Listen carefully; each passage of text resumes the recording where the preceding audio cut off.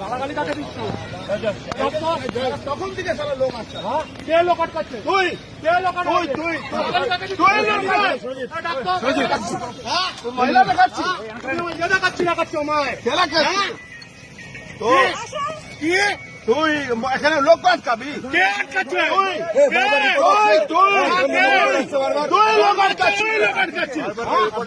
আমি কি দাদা নাম কি? নাম কি? আছে তো কাগজ কোথায়? কি এটা দেখালে কি করছে? রাস্তায় কি করছে? আমি যাচ্ছি, বাড়ি থেকে যাবো না, বাড়িতে যাচ্ছি। কোথায় ছিলেন?